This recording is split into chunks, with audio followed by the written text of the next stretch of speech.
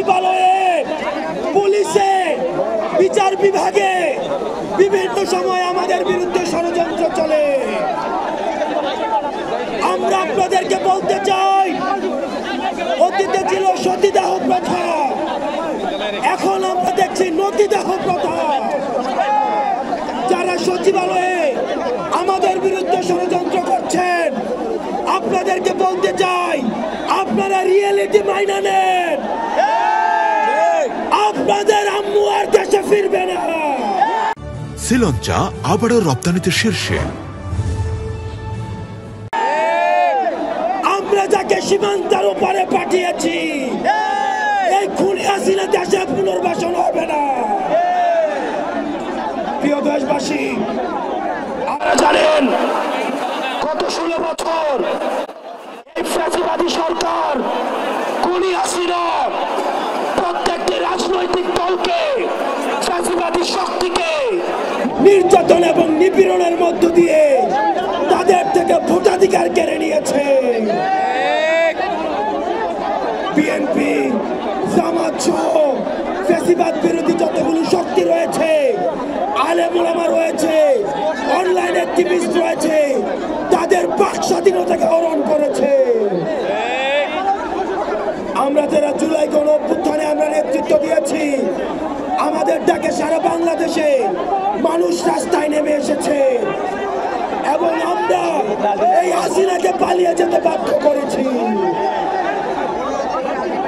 আমরা এই সরকারকে বলতে চাই, আজকে 5ই আগস্টের পরে আজকে এই পর্যন্ত আইন শৃঙ্খলা পরিস্থিতি এখনো পর্যন্ত স্বাভাবিক হয় নাই।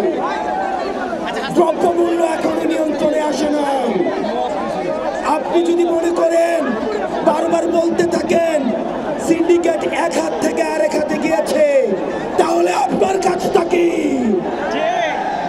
যেখানে এই সিন্ডিকেটের হাত ভেঙে দিতে হবে, দ্রব্যমূল্যকে মানুষের নিয়ন্ত্রণে আনতে হবে, আইন শৃঙ্খলা পরিস্থিতিকে স্বাভাবিক করতে হবে। কোন বিপ্লবীর গায়ে যদি আক্রমণ করা হয়, এই সরকারকে তার দায়ভার নিতে হবে। আজকে এতদিন হয়ে গিয়েছে, আপনারা জানেন আমরা এখনো পর্যন্ত বিচার বহির্ভূত যে হত্যাকাণ্ডগুলো হয়েছে, এই হত্যাকাণ্ডের বিচার নিশ্চিত করতে পারি না। আমরা দেখেছি পিলখানা হত্যাকাণ্ড, এই পিলখানা হত্যাকাণ্ড দেশপ্রেমী অফিসারদেরকে একজন করে মেরে ফেলা হয়েছে। আমরা চাই অতি শীঘ্রই এই পিলখানা হত্যাকাণ্ডের বিচার নিশ্চিত করতে হবে। আমরা শাপলা ঘটনাকে ভুলে যাই নাই।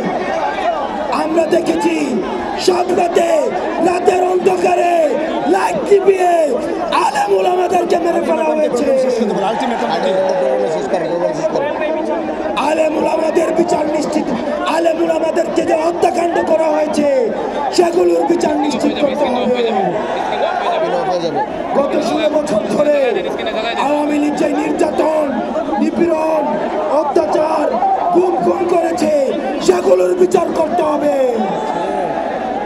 5ই আগস্ট পরবর্তী বাংলাদেশে আমাদের আর কোনো শত্রু নাই, আমাদের একমাত্র শত্রু এই আওয়ামী লীগ।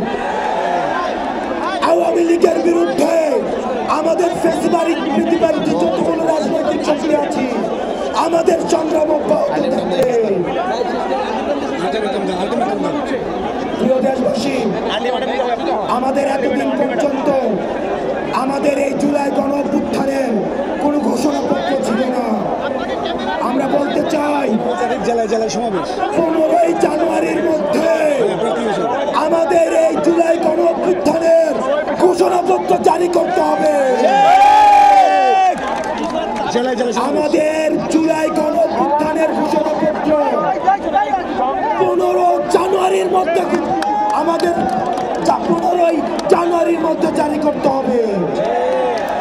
প্রিয় দেশবাসী, 15 জানুয়ারি পর্যন্ত আপনারা জেলায় জেলায়, পাড়া মহল্লায় এই জুলাই ঘোষণাপত্রের পক্ষে আপনারা মানুষের কাছে যাবেন, মানুষের কথা শুনবেন, তারা কি বলতে চায় সেই কথাগুলোকে উঠিয়ে নিয়ে আসবেন। আওয়ামী লীগের বিপক্ষে, মুজিববাদীদের বিপক্ষে, যারা এই ফ্যাসিবাদী এবং সন্ত্রাসের রাষ্ট্র কায়েম করেছে তাদের বিপক্ষে আমাদের এই লড়াই, আমাদের এই সংগ্রাম আমাদের জারি থাকবে। আমরা সবাই হাত তুলে শপথ করতে চাই, সবাই হাত তুলে শপথ করতে চাই।